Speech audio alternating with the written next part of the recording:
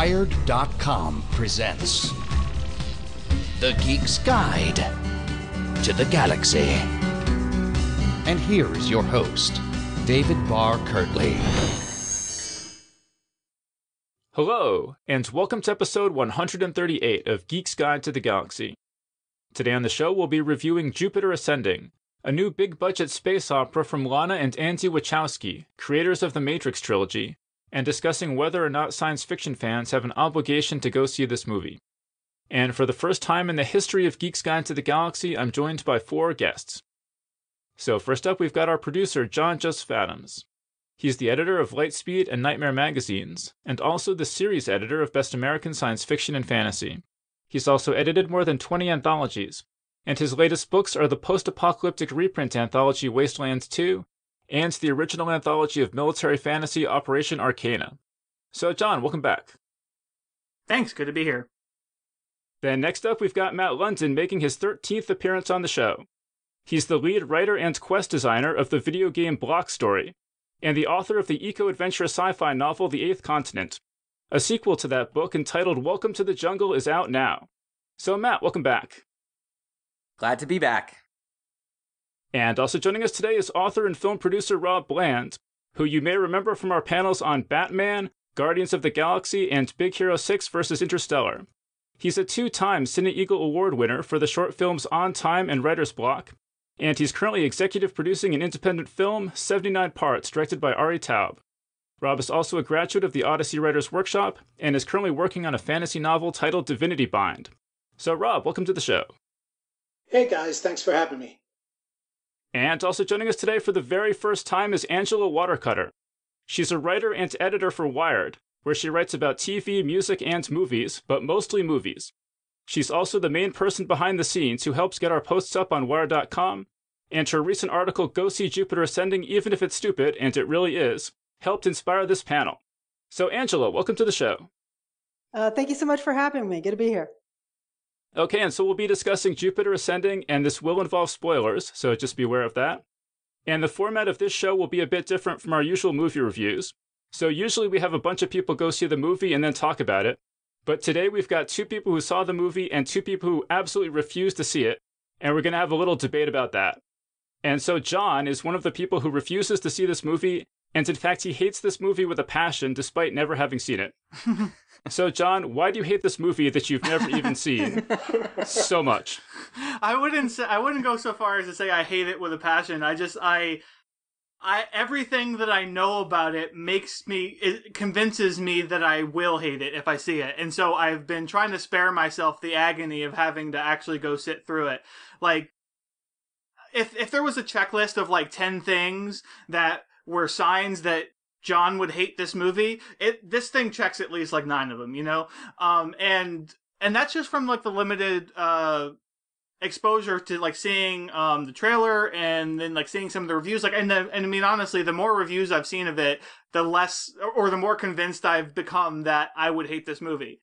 You know, I have seen a few people whose opinion I respect who have gone to see it and they liked it, and so that's kind of made me waver a bit.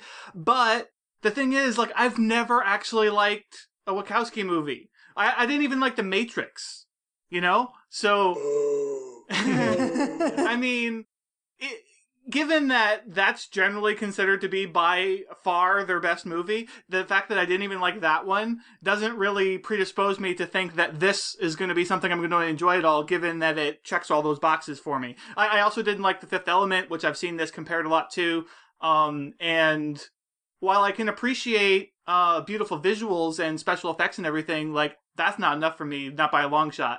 So, I mean, that's why I'm sort of adamant against going to see it. Okay, wait, so you say there are 9 things. Why don't you give us, like, three of those? I mean, just, you know, I didn't come up with an actual list of, like, in general terms, but it just in terms of specifics for this, I mean, you know, the hero controls bees with their mind or something. I don't know. That sounded ridiculous and stupid. There's like a werewolf guy who like has magical flying roller skates or something. I don't know. It sounded all really ridiculous. And I mean, I guess the ridiculousness is really the big thing for me, is that it just sounds so ludicrous. I can't even wrap my mind around what this movie is. John, So John, I have a yeah. quick question to Yes. interject. Did you feel like there was a kitchen sink aspect to the movie when you saw the trailer? Oh, definitely. Yeah. Mhm. And I mean, I didn't know what to make of it when I saw the trailer because I was like, huh? Mhm. But that's not the first time that that's happened. I mean, I kind of had that impression from the Inception trailer, and I ended up loving Inception. But Mhm. you know, but yeah, this one there was just like, I mean, nothing about it appealed to me except maybe for like the visuals. Like, I mean, that's like the one thing that sort of makes me kind of inclined to want to see at least parts of it. Like, maybe I can watch just some of the special effects sequences on YouTube or something, just because I've seen so many people really raving about that. But yeah, I mean, just all these different little specific things just really turned me off from what I've read about it. Okay, so Rob, I mean, you and I went and saw Matrix Reloaded together, and I thought you liked the Matrix movies in general. So why are you so dead set against seeing Jupiter Ascending? Okay, well, I loved The Matrix. I enjoyed The Matrix Reloaded, and I despised the third film, and I felt like it changed everything about the entire trilogy. So I'm back to loving the first film, and I hate the other two because of the third film. So when did the last Matrix movie come out? Was that 2003 or I something? want to say 2003, yeah.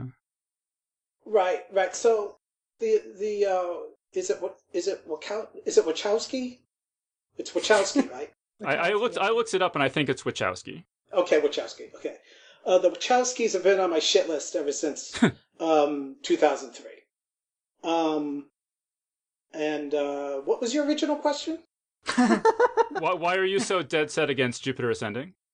Oh, it just didn't interest me. I mean, I'm not on a lifelong mission to avoid it. I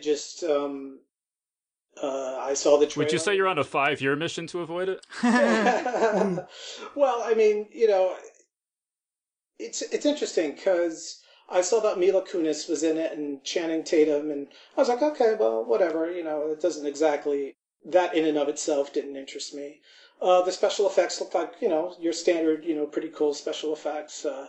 It it seemed to me a movie that wanted to tell me that it was a love story wrapped in a science fiction wrapper, which is fine. It's just not enough for me to feel like I want to see the movie at all. I mean, I didn't have a visceral reaction to it. I just was like, I think I could, spend my time doing better things. Yeah, yeah. Okay, so Matt, in addition to Angela's article, this panel was inspired also by a Facebook post that you made. Why Yeah. don't you just tell us about that post and kind of how it came about? Sure. So, I was seeing the trailer on TV. I was seeing the 30-second TV spot of Jupiter Ascending a lot, and I got into a conversation with my wife about it. Just how I had seen that the movie was getting a lot of hate in the fan communities that I would have thought would be predisposed to like the movie. People who had liked The Matrix, people who liked space opera, people who liked big budget special effects extravaganzas. And yet all the feedback I was seeing about the movie was this like very hateful disdain. And I was puzzled by that. And it occurred to me that so many of the big budget sci-fi movies that we get now are based on existing properties, primarily, Marvel, DC comic book movies. And actually, I've gone on now that I've seen the movie to compare the film more and more to Guardians of the Galaxy. And I hope we'll get to talk more about the comparisons later on in the discussion. But basically, inspired by that conversation, I made a Facebook post which basically said, if you're a discerning sci-fi fan and refuse to see Jupiter Ascending, then you only have yourself to blame that there aren't more original big budget sci-fi films. Because the only thing that Hollywood understands is money. And so if we as a community ignore projects like this, like Cloud Atlas, we won't see more of them. And I got some interesting feedback on both sides of that argument. Okay, well, before we get to that, Angela, you wrote this article I mentioned that kind of made a similar point, right? Could you talk about your article and how you came to write it? Yeah, I guess I should preface all of this by saying I come from a position of being very much like a neo-sincerist. Like, I love crap sometimes. Like, a good schlock movie will get me through just about any day. And so, like, there was enough, like, my enjoyment of Jupiter Ascending, yes, I think it's stupid, but I also did kind of appreciate it and enjoy it, is based on the fact that, like, you kind of, it's easy to get sort of sucked in and just sort of enjoy something, even though you kind of like snicker at it a little bit. So, like, I came at it from that standpoint, but, as sort of the film critic in me was also like, okay, this plot is a little clunky. I don't know who wrote this dialogue. Well, I did know who wrote it, but it didn't exactly, just fly off the tongue. So, like, there are those, even though I was having those moments, I was like, I'm still not hating this, so I was kind of just like taking all these things in. And then that kind of led to the sort of similar conclusion of like, I do think that while I don't like supporting stuff that I don't think is good or that I wish was better, there is that part of me that's like, well, at least even though I had seen ideas from that are in this movie before, I hadn't seen that movie before. Even if, with the adaptations and with all the reboots and with things like that, you kind of, there's so many movies I go into now having way too many preconceived notions because they're based on a book I read, or at least that somebody told me about, or a comic that I know, or, a property that I saw in a completely different movie, 20 years ago before it got a reboot. And so I do think that there is a point at which we kind of need to throw a little bit of weight behind original movies and behind the idea that we should continue making original ideas and producing original films. Do I also sometimes wish that there were 20 really smart, independent sci-fi movies every month that I could tell people the same thing about, to kind of put weight behind a lot of things like that? Yes, I do. But the interesting thing I think about sci-fi, especially with filmmaking, is that it's kind of hard. It's even harder to make an independent sci-fi movie, like on a very, very small budget, just because of what's involved in them. So, you kind of have to have like a Jupiter Ascending, Warner Brothers backed movie, in order to kind of make these gigantic space opera sort of things. And so at least, in today's standards with CGI and things like that. So, I while I would love to have written the same story about, an independent sci-fi movie that I saw, somewhere at a film festival or something, there are fewer of those because, it's harder and harder for people to be able to afford to make them. And so that was kind of the thesis of the story, right? Which is just, we ought to at least try to see these movies. You might dislike them, you might snark about them, you might, not think they're the greatest thing since Star Wars, but, kind of give them a shot. You probably won't dislike it as much as you maybe think you would. And two, there is some value to sort of, putting your weight behind, something that's a little more original than a lot of the other things out there. So that was where I was kind of coming from. Yeah. And and you had saw the movie and then wrote your piece, but Matt was promoting this movie before he'd even seen it. Mm-hmm. So I guess, Matt, for you, it didn't matter how bad it might be. Was there any level of badness that might have caused you to change your mind? It's an issue of like number of data points, right? I haven't been in this situation with enough big budget sci-fi original movies before to be able to say, yes, I would always have this reaction. But in this case, I found that it was worth making the statement because I was shocked by the amount of hostility I was reading and hearing. And I do think that as a general rule, if you don't have some sort of strong moral objection to the content of the movie, you should go see it and support it if you're a fan of movies like this, because that's how you get more movies like this. Matt, from your perspective, what do you think was actually triggering? What was really behind the triggering, or what was the catalyst of all this hate towards this particular movie? Not that you've seen it. Not that I had seen it. Well, I try really hard not to read too many reviews, if any, before going to see a film. So although I had heard about a lot of the the nasty feedback. I hadn't read any of the in-depth takedowns of the film until after I watched it. Now I have watched it, and I stand by my original point that I actually think it's a pretty good movie, and you should go see it because it's entertaining and different. And although there are, Hollywood cliches and sci-fi cliches abound in it, what movie have you seen with a budget over 10 million that does not have that kind of, that isn't riddled with those kinds of cliches? I think it's a movie that's worth seeing. And if you want to see more original sci-fi films, you should put your money behind it. I think that that's precisely why I don't want to see it, because what I saw in the trailer is supposed to make me go see the film. What I saw was anything but original. Yeah, no, I agree. And I really kind of rebel against this idea of supporting something that even if we think that it's bad, because we think Hollywood will magically somehow make more movies that are actually good now instead. But the thing is, I get what you're saying with that. And I think, if Jupiter Ascending was successful, we might get more original science fiction movies made. But we get idiots like the freaking Wachowskis. How do you say it, Dave? Wachowskis. We're just gonna get Wachowski like Chewbacca. Right. Okay. Gotcha.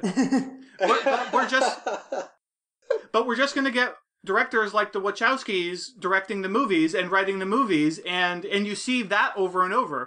Whoever wrote the I, Robot movie, the Will Smith movie from a couple years ago. It's like that guy ended up showing up all over the place, as if he was some sort of authority on science fiction movies. It's like, well, he wrote a shitty movie that happened to do well at the box office, and then now he's the new golden boy of Hollywood science fiction. And that's the kind of thing that just happens, and I could just see, now the Wachowskis are gonna, direct this, and this, and it's like, no, that's not a good sign. But I think that's what would happen if we go and support this. And honestly, given that I've never liked any of their movies, please take away their directing cards.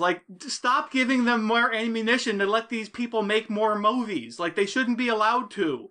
It's like they're taking lots and lots of millions of dollars that could be applied to actually good science fiction movies, and they're making these overblown spectacles that I find repelling.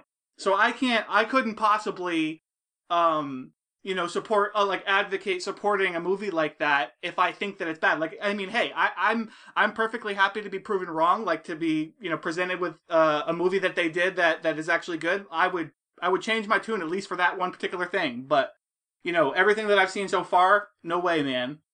But John, you can put yourself, you recognize that you're a special case in this situation, right? That a majority of people do think that The Matrix is a good movie. Yeah. That it's recognized as a classic science fiction film, worthy of the money and praise that it's received, and that you're unique in this situation, that you sort of universally have despised everything that these filmmakers have made, right? So I'm not saying... More or less.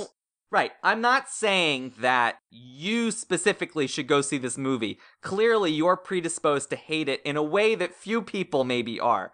And in fact, again, I'm not saying that everyone needs to drop what they're doing right now and go see this movie. But what I am saying is that if you are the kind of person who wishes that they could see more big-budget sci-fi movies that aren't based on comic books, then go see this movie, because this is the movie that you've been waiting for. No, see, that's what I'm saying, though. It doesn't matter that it's the Wachowskis. It's like, no matter what, you're going to end up with a negative result, I think, by supporting movies that you believe to be terrible, or, if you're going just to support it so that you can hope that more science fiction movies or more original science fiction movies are going to get made, I don't think that's going to happen. More movies are going to get made, but they're not going to be good science fiction movies. It's going to be more direct like this.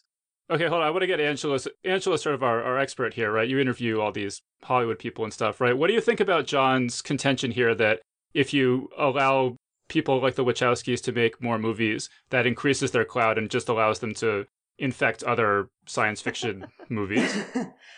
I think that can happen. I sort of made a more flip remark in the piece that I wrote.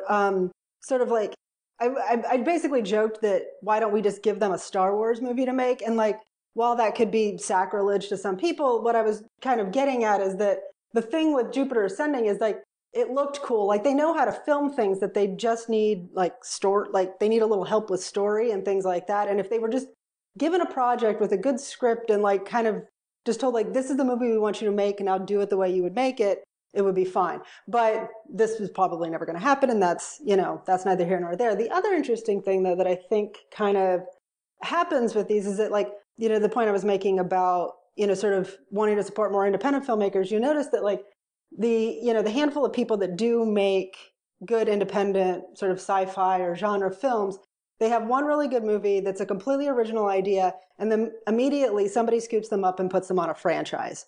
Like, Gareth Edwards, I think it was Monsters was his movie, or Monster. And, as soon as he got done with that, they're like, great, you get to make Godzilla now. And then after that, now he's making a Star Wars movie. And then like Josh Trank made Chronicle, and now he's making Fantastic Four. And so like, there's all these sort of things where this happens. Colin Trevorrow did, I think, Safety Not Guaranteed. And now he's going on to make Jurassic World. And so it's like, we do have these original filmmakers, and it's like, wow, great, you're so original and so inventive. Go make a movie that everybody has already seen. And so it's like, I just wish that I don't know that supporting Jupiter Ascending is going to make somebody in Hollywood go, okay, well, that was good enough. Let's find an indie filmmaker and nurture their, sort of creative talent. But if it would send any sort of message, I would hope that would be the one. Because at one point in time, the Wachowskis made Bound, and it was, a lesbian psycho thriller. And then they made The Matrix. Like every filmmaker starts out as an independent filmmaker, and then someone gives them a lot of money, and then they make something. It used to be in the 90s, you would make Bound, and then you would get to make your, crazy super sci-fi Keanu Reeves movie. But now, because franchises do so well and people want to continue making films that have, sort of a baked in audience, they'll get a really creative new filmmaker, and they'll be like, wow, you had this awesome movie at Sundance. Everybody loved it. Let's give you something that makes us feel safe. Well, why don't we just say, wow, you did this great movie at Sundance. We're really excited about it. Here's $20 million to make your next one, or $40 million, or God, I would hope $50 or $100 million, however much. So, like the part of me writing that story, while it was, I was kind of just taking the piss, so to speak, I was also just sort of saying like, support this, but also support the larger idea of like funding these films by people other than the Wachowskis. Like I would hope that they keep making movies. I particularly kind of like them. Like I said, I like a little schlock, and I think that they have a sort of appreciation for camp that a lot of sci-fi filmmakers don't. And that's neither here nor there. But like, I think the idea more was like, if we support this movie, then we can also get other people who have original ideas to continue making them. So, I don't know that it's a straight A to B kind of thing of like, you support Jupiter Ascending and then the Wachowskis specifically get to keep making movies. It's like, you support this movie, and then other people who were once in the Wachowski shoes 10, 15, 20 years ago, now they get their shot, because Hollywood's like, well, they did all right. Let's support the next crop. I don't know if that'll ever happen, but, I am here to plant my flag. Right. What's our Jupiter Ascending going to be? Every studio would be asking that question, right? Instead of what's our Avengers going to be? I want to get back to Matt's thing about comparing this to Guardians of the Galaxy. Matt, could you go into that? Yeah. So they're actually very similar. They're very similar movies. They're big budget sci-fi, space opera spectacles, where there are a bunch of factions competing against each other with various goals. The plot, if you dissect it for any period of time, makes absolutely no sense, and it's filled with scenery-chewing performances. They're incredibly similar movies. I think, if anything, if there's a discerning thing between the two of them, Guardians of the Galaxy has a somewhat more traditionally masculine aesthetic, whereas Jupiter Ascending has a maybe more traditional feminine aesthetic. And I do like kind of viewing them that way, because it's interesting to see the sort of different interpretations. I would think that if you like Guardians of the Galaxy, you would enjoy this movie. I felt pandered to start to finish in Guardians. I didn't see an original thing in the entire movie. And so I'm perplexed by the responses of moviegoers and sci-fi fans who think that Guardians of the Galaxy is the best movie in the last 5 years, and absolutely refuse to see Jupiter Ascending, because of the number of similarities between them. Yeah, okay, so Rob, do you want to take that? I mean, what do you think of Matt's contention here that you liked Guardians of the Galaxy and this is a movie in a similar vein, so why don't you want to see this one? I don't see them in a similar vein at all. I thought, well, it's kind of hard to take that question considering that I haven't seen Jupiter Ascending. But I mean, there was something about the trailers and marketing that conveyed the impression to you that you don't want to see it, right? Oh yeah, oh sure, absolutely. Yeah, no, it just seemed like one of your average love stories, wrapped in a big sci-fi, shoot 'em up, space opera setting. And how's that different, Rob, than Guardians of the Galaxy? Guardians of the Galaxy is basically, to me, it's about what's the guy's name? Star-Lord? Peter Quill? Star-Lord? Yes, thank you. Star-Lord, man. Star-Lord, man, yeah. It's about how Peter Quill deals with the loss of his mom, which I think is a very completely different love than a movie that Jupiter Ascending is pushing, which is basically a juvenile. I saw it as a juvenile love story. And I don't see Guardians of the Galaxy as a juvenile love story. I obviously, I can see what Matt's talking about. Like, when I look at the trailers, I can see at least some passing resemblance to the two types. Like, they're sort of a similar type of movie. At least it seems that way. For me, the Guardians of the Galaxy trailer, it's like, it looked like the movie would be kind of dumb, but fun. And it was, and it's like, but it was dumb in a way that I was able to enjoy it because it was fun. And it was sort of fun the whole time, I felt.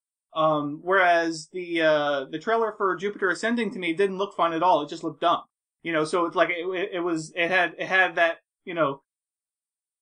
so it like looked dumb, but it didn't have that fun in there to make it actually seem worthwhile. So, I mean, maybe I'm wrong. I mean, I haven't seen it, but.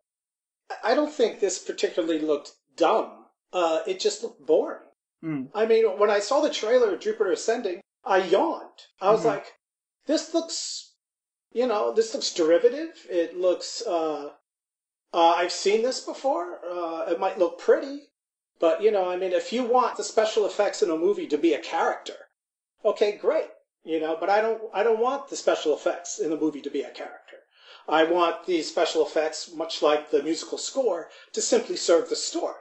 So that just didn't seem to me the kind of movie that was, resonating with what I enjoy in a science fiction movie. Whereas with Guardians of the Galaxy, when I saw the trailer, my girlfriend, who loves the movie, thought the trailer was terrible. But there was a hint of a type of humor, campy. And I love campy movies, by the way. And I think that we should at least try to make a distinction between bad movies that are good at being bad and bad movies that are soulless, that have no redeemable qualities whatsoever. So when I saw the sense of humor in the Guardians of the Galaxy trailer, I thought, this might be worth seeing. And I ended up, being happy about that because I really enjoyed the movie. Well, Angela, what do you think about this? Because I don't think anyone who's actually seen Jupiter Ascending would say that it suffers from a lack of campiness, right?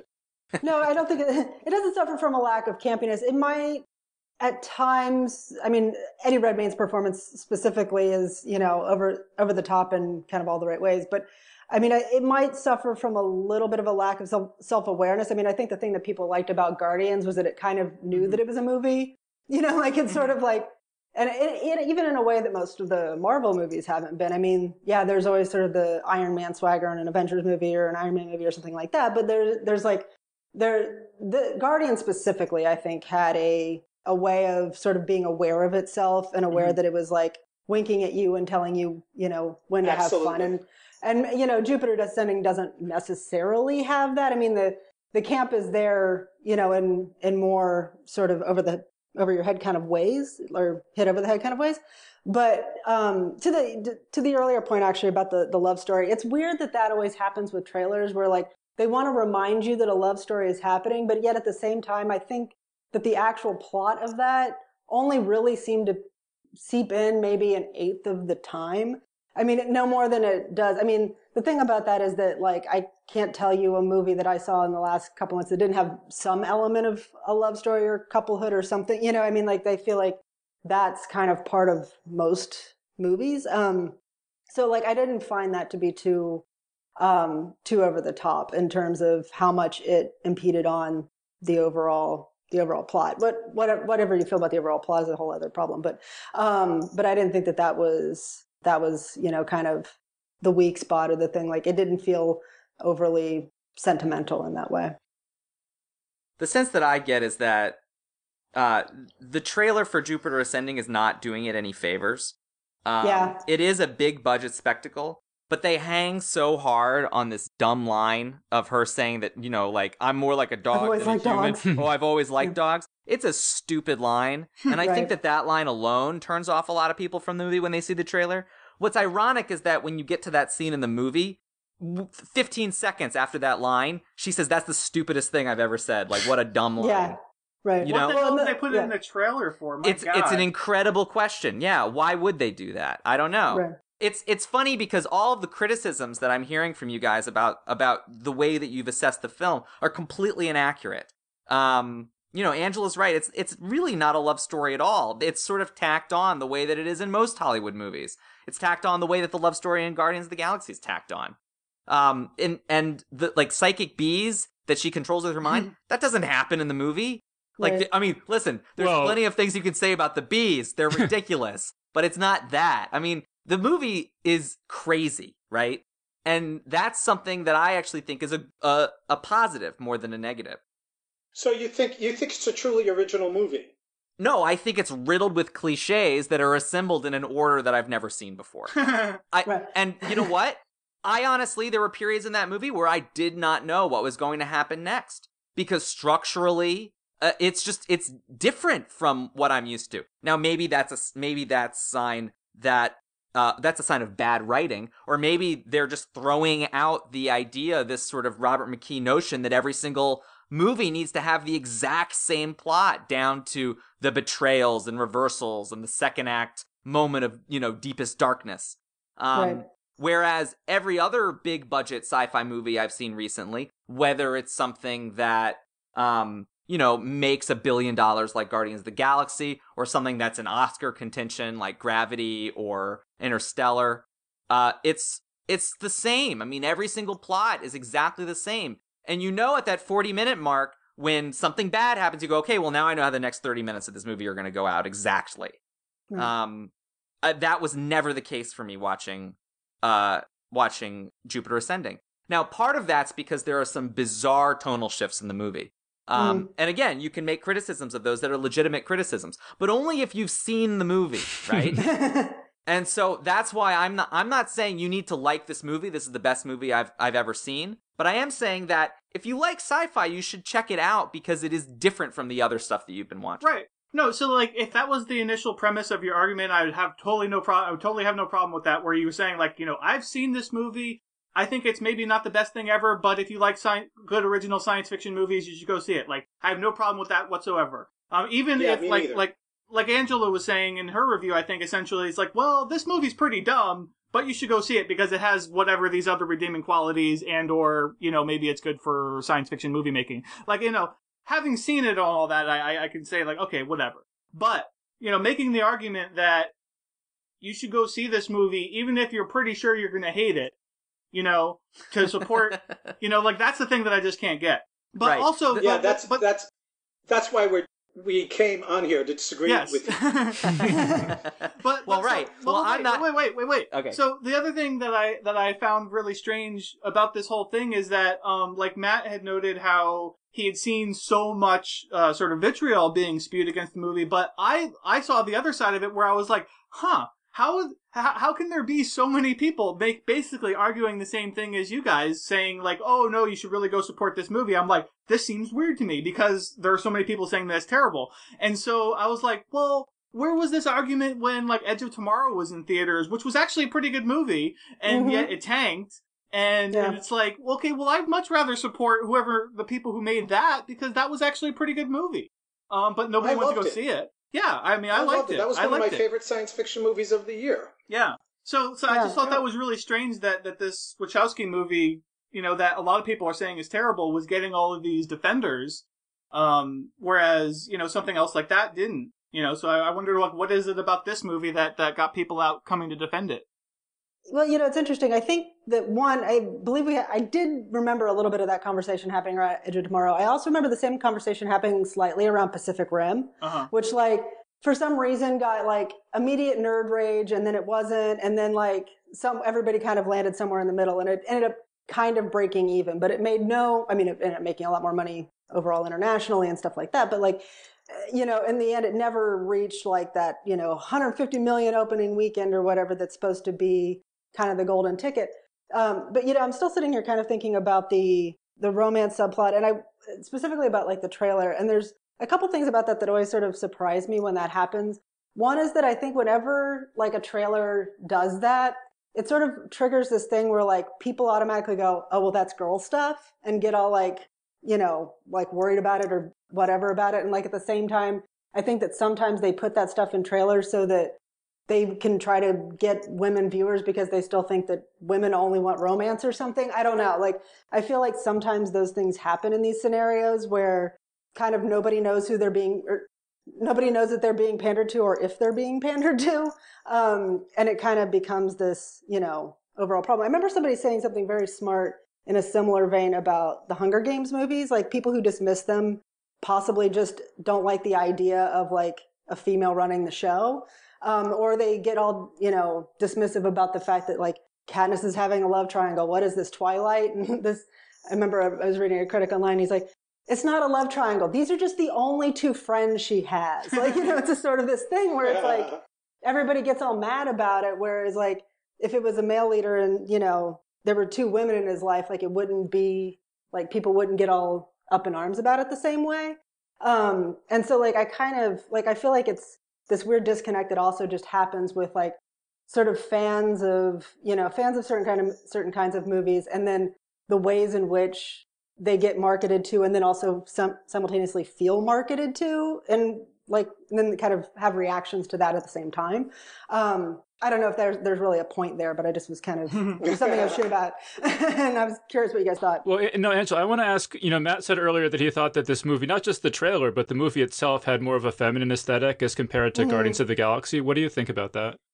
I mean, I think that can be true in the sense of like, you know, that there is some. I don't know if it was where Matt said that, and I knew what he meant, but I couldn't give you an adjective to describe it or anything, or like think of a scene that happened. I mean, I guess maybe in the way that Guardians, because of like the Star-Lord thing and Rocket Raccoon, like there's just sort of maybe a certain swaggeriness to it that I guess we sort of perceive as being more masculine. Like that's where that comes in. But yeah, it's like I sort of understood that, but then couldn't figure out like why I thought it was true. Right. But maybe you could speak to it a little bit better. I'll give a couple of examples. So the pivotal scenes in the film involve weddings and ornate, grandiose weddings. The plot entirely hinges on not wanting to grow old and die, wanting to look young and beautiful forever. And it's the climax is about a young woman trying to save her family, trying to protect her family, in a very sort of maternal, caring kind of way, not a I'm gonna kill the bad guy kind of way. I'm gonna destroy this. I'm gonna destroy this huge phallic spaceship and let the piece rain down all over this city. Not that kind of way. Right.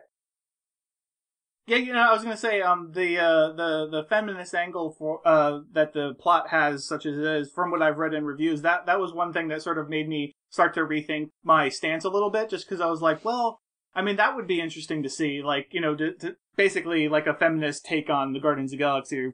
Sort of general but John, though, the main character, though, Jupiter, is an unbelievably passive character in this movie, which I think undercuts its feminist credentials to a substantial degree. Mm-hmm. Right. It passes the Bechdel test, but only for about 5 seconds at a couple different points. Yeah, she's sort of a hero in her own circumstance. I mean, she rises to a challenge, but it's not a challenge she would have pursued, maybe, had it not just sort of been hoisted on her, I guess. I'm like, but to that point, I still am like, there's a woman hero. I support this. But yeah, Dave's right. There's a sort of passivity to the way her character kind of gets introduced into this world. And she does club Eddie Redmayne over the head with a lead pipe. I mean, like, that was kind of nice. Yeah, she does take agency. Yeah, I think I could spend a long time talking about this movie and the way that it fits into the Wachowskis' total filmography. But you kind of have to start analyzing what they're like as filmmakers, what their intentions are, what their quirks are. One thing that I've found repeatedly is that while they have an incredibly strong aesthetic for action and spectacle, and really interesting visuals, they really don't understand people. And from The Matrix all the way through to this, you see it over and over again, that like there are these scenes that they go, it's almost like they're in their room going, okay, so we need to have a scene here where we develop the relationship between these two characters. Okay, let's add some dialogue that maybe we've seen before in another movie that will establish the relationship between these two characters. Let's say some sentimental things. Okay, now let's move on to the next action sequence and we'll storyboard that, right? It's like there is this sort of bizarre lack of empathy that you feel in these scenes of of great emotional stakes. But again, it's like they're not spoon feeding you tears, right? And so, which I think would be equally worthy of criticism. And so I think it is unique, but at the same time there are plenty of scenes in the movie where I just go, what am I even watching right now? Why? Like this, it doesn't make any sense. But again, there are merits to going to see movies that are, fun and dumb. I having now watched it, I can say it is dumb. It is also fun. I want to mention, Matt, a couple of things that I liked in the movie. I mean, John was saying at the beginning that he thought everything looked dumb. I used to be a fairly serious rollerblader, and I played roller hockey and stuff, so I actually really loved the anti-gravity rollerblades. Word. I thought... But the part about, there's like a section in the middle of this movie where they try to get her, they have to navigate this intergalactic bureaucracy. I found that just really, it doesn't fit with anything else in the movie, but it's oddly compelling, and I kind of wish the rest of the movie had been more like that section. And Terry Gilliam shows up, right? Like, as the bureaucrat. Yeah. It's literally a 10-minute Terry Gilliam sequence, and then he shows up at the end of it. Yeah, pretty much. All right, cool. So Rob, what do you think about all this? Has your mind's been swayed at all? I'm looking up Jupiter Ascending on Flickster, and the critics are giving it a 23%, but the audience is giving it a spilled popcorn at 47%. There you go. So no, I'm not going to go see the movie. Well, the thing is, though, that we knew that it was 22% going into it, and there is something sort of zen about going to a movie that you know is 22% going in, right? Well, I didn't. Yeah, no, I mean, this is the first time I looked it up. So, no, I am basing my, reactions and everything, literally, what I saw, on the trailer. That is it. So Matt, you think the impressions that the trailer, gives off they're emphasizing the wrong stuff, and it's, the movie's a lot more inventive. It does not. The trailer. the trailer ahead. does not emphasize the good stuff about the movie. But it does emphasize stuff that's kind of silly about the movie. I think that the trailer accurately represents that it's a movie with huge, big budget action sequences with lots of cool special effects and weird emotional beats. That is 100% true. But what I will say that the trailer does not represent is that there's actually a lot of interesting stuff going on. I don't know how sophisticated the social commentary in the film is, and I have read reviews that criticize the commentary as being hypocritical in relation to the film as a whole, but it's a lot more thought-provoking than most of the summer fluff that you'll watch. And so thought-provoking? You really mean that? Thought-provoking? Yeah, I think it's a big budget sci-fi movie that deals with issues of class in a way that you generally don't see. You know, you like I would rather go see a movie for all of the weird dialogue in the movie and kind of bizarre performance choices.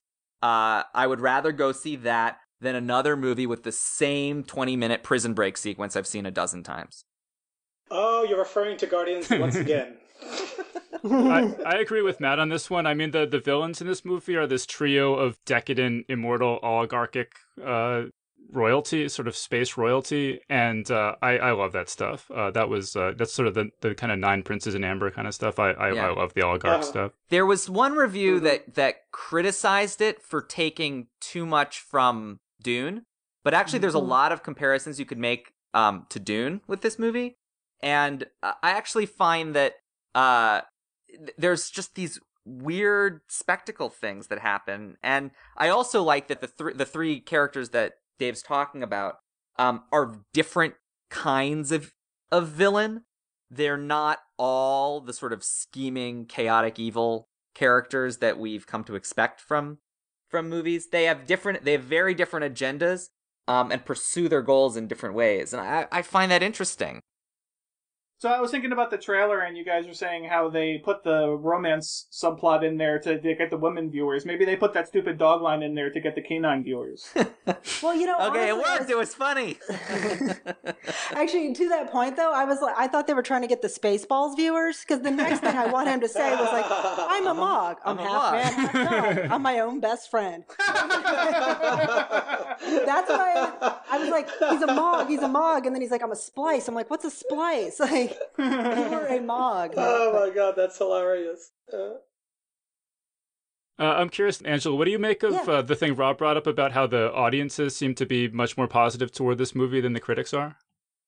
I mean, I think I think it's true. I think it's also just like, this is kind of how, I mean, it's like what happens with like something like Edge of Tomorrow. I mean, Edge of Tomorrow, I think actually got pretty good reviews, but like Pacific Rim or, you know, whatever, where there's sort of a difference between, you know, what is actually good, you know, cinema, you know, like capital F film versus like what is sort of an entertaining lowercase m movie. And so like, I think that that's just one of those things that's happened here. Like there's a lot of people I think that would go to this and, you know, be like, well, that was really fun, you know, really fun in 2 hours and I'm fine. And, you know, thanks for playing. And that's that. But, you know, like I do always wonder when those splits happen, like when, you know, audiences respond more strongly to something that you wouldn't imagine them to, or they don't appreciate something that you think that they would have liked. As to what I make of it, I don't know. I wish I could kind of understand, you know, how these things happen, I guess. Well, I think that it relates to this trend that I've seen lately, and sort of moving beyond the film was one of the big inspirations behind me making my post initially. Which is that we're in a period of time where people really love to hate things. There's this perverse joy in it, and so many reviews are geared towards just piling on as much as you possibly can. Mm-hmm. And I think that this is sort of the feeding frenzy that's popped up around this movie, and it's happened before with others too, where people just like, especially in the sort of like geek communities that we travel in, people just love to hate things. And it just all sort of feeds upon itself so that you get more and more of these more negative reviews piled on more and more negative reviews. Right. I think that's a big part of why once people smell blood in the water, then that's what makes those percentages just go down and down and down. Right. And it's easier to sound smart and funny when you're hating on something than it is to sound smart and funny when you're liking it. Yes, it's always much easier to attack than to defend. Exactly. Yeah, to pick apart. Right. Yeah. If someone in the comments of your negative review says, but I like this movie, everyone will say, too bad, it stinks. But if you say this movie's really good, you know that there are going to be plenty of people at the bottom of the page saying all the reasons why you're wrong. Right. Mm-hmm. Yeah. And I think that, I don't know, for me personally, as I've become someone who's now putting my own creative content out into the world, I guess I'm just less interested in that kind of engagement, this sort of overly hostile piling on. Well, so now that there has been this whole feeding frenzy on this movie, what do you think this means for the Wachowskis and for original science fiction moving forward? For me, I don't know. I think about that and I kind of feel like, was it John Carter a couple years ago where, that ended up losing so much money. And again, John Carter wasn't that bad of a movie. But I so agree with you, Angela. This is Rob. I so agree with you. I really liked John Carter. I'm totally with you there. Yeah, and it was like it became that blood in the water movie of that year, and then it feeds this thing. But you know what? Somebody still paid $100 million to make the next sci-fi movie. Like I don't know what it's actually going to do for the Wachowskis. I think they're doing a series for like Netflix or something. Like I feel like they are cats that always land on their feet. Like they will find another way to make what they want to make and do their thing. Whether or not it'll be something on the scale of Jupiter Ascending, I don't know. I think that they will find another project to do. And I think that Hollywood, for as much as they're fear adverse in terms of like trying something new and trying something creative, like they still have to keep making movies every year, and because sci-fi and genre films seem to, still, have a lot of staying power and have a lot of, when they strike gold. So like they're going to keep making them, but will this kind of lead to another shift of like, well, let's just keep playing it safe? Possibly. I hesitate to say it, but I do kind of wonder if that will be the case. We'll see. Which is the most non-answer answer I can think of. But it's the one I got. So but the underlying how do I phrase this?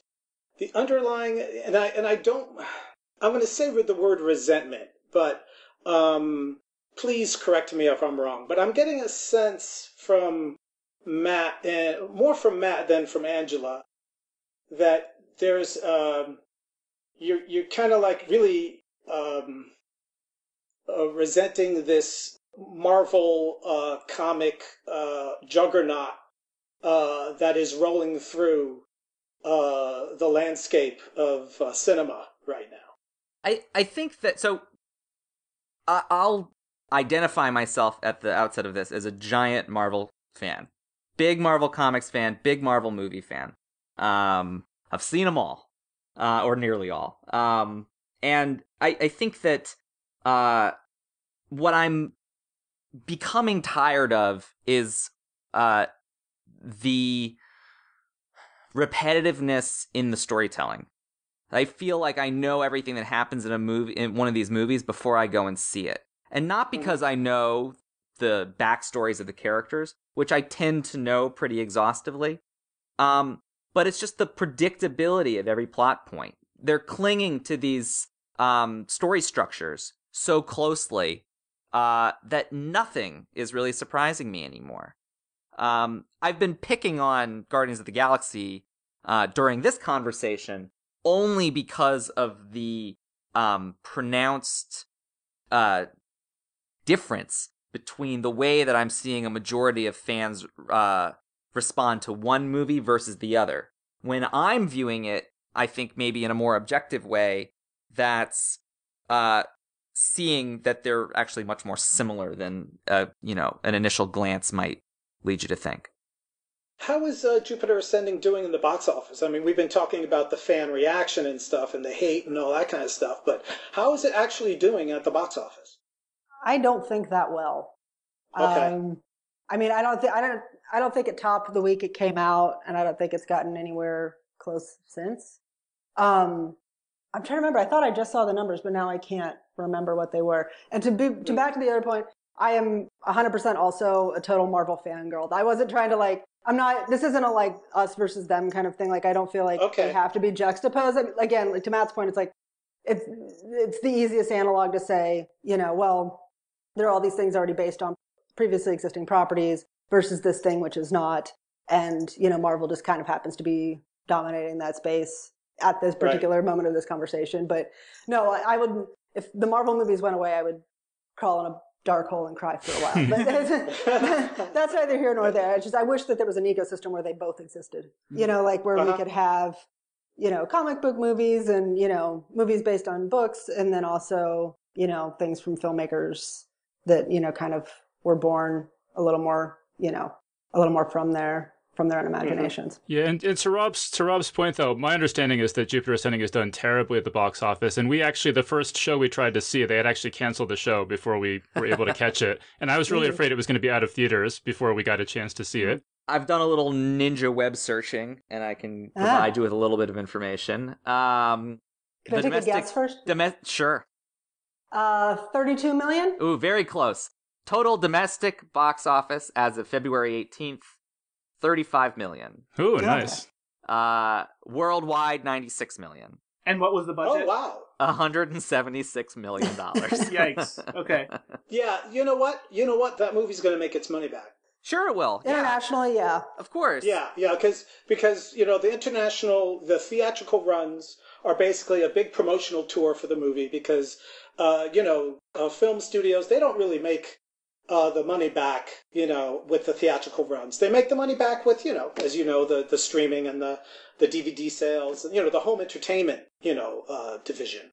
That's how they make their money back. And it seems like, with the international bounce that they're getting, and couple that with the home entertainment revenue that they'll eventually get.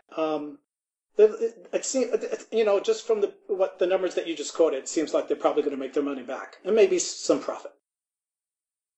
All right, cool. So we're pretty sure on time here, so I think we need to start wrapping this up. So I'm going to give John the final word here. So John, what are you taking away from this conversation here?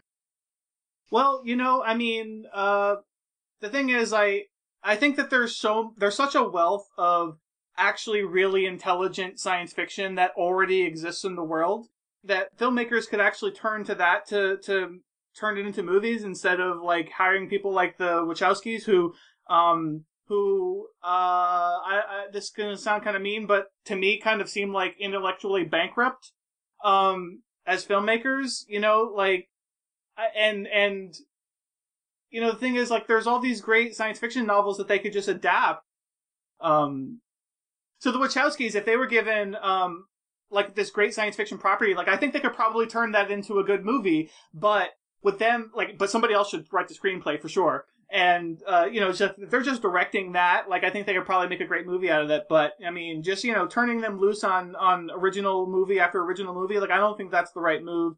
And I'm still not convinced that supporting this kind of movie is going to, nurture any new and exciting science fiction movies. But I will say that the conversation at least did soften my stance on seeing the movie ever at all. But I think I'd probably want to see it at home where I could turn it off or at least leave the room if I didn't want to if I didn't feel like watching the rest of it. I think the sad thing about that, though, John, is that I don't know if I would have enjoyed this movie that much if I hadn't seen it on the big screen with a bunch of friends. Yeah. Right. I think if I had just seen it on my computer, I would have just thought it was kind of boring. Well, I do have like a 73-inch television, so my TV at home is pretty awesome. Well, and the theater was, at least for me and Dave, the theater was deserted enough that I was able to shout at the screen at various moments. Really? I mean, was that on opening night? No, this was like a week after it came out. Oh, okay. Yeah. Okay. Yeah, and everyone in the theater obviously knew that it was going to be not a great movie. There was kind of we were all shouting at the screen. Yeah. Would you guys see it in Times Square? No, Lincoln Square. Oh, Lincoln. Oh, okay. Oh, is it IMAX? No, they had relegated us to the. I think they had intended for it to be an IMAX, But then they shoved us in the basement, and it was like a little art house theater down there. There were like 25 seats. Yeah, no, I like those movie theaters they have down there in the basement. And they gave us 3D glasses, but the movie was not actually in 3D. Oh, okay. All right. So they had obviously moved it to the smallest theater they could find on short notice. Right.